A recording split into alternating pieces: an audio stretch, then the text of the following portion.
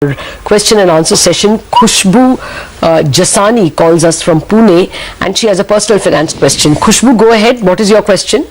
I want to start SIP in indexed fund. So I just wanted to know what are the risks associated with these trade and what factors should I consider before investing? All right. Harsh, go ahead.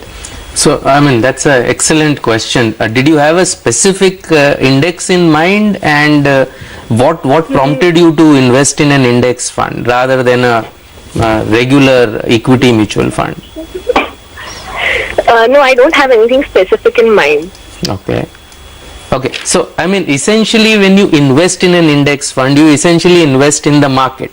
So, for example, if you invest in a Nifty index fund, then you are investing in the Nifty. The advantage of investing in an index fund is that you're not dependent on a fund manager. Your money gets invested in the same proportion. That you may want? So typically there would be a Nifty or a Sensex index fund. Every mutual fund house would have an index fund, or you can do an ETF. The B's Nifty index is the most well known. The risks are the same as a regular equity mutual fund, except that they are less volatile.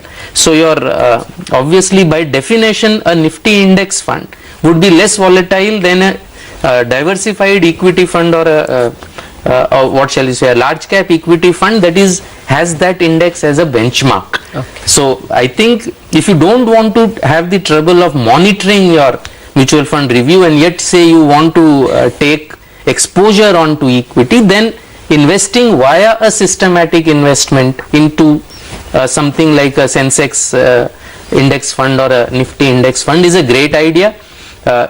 You can do it conveniently in a SIP through mutual fund, which is through a open-ended mutual fund, or you can also do ETFs. You can buy ETFs regularly every month. But it's a good idea, less risky than a actively managed fund. But typically in India, the actively managed funds primarily have managed to outperform the underlying index funds so far. All right, then let's quickly get to our next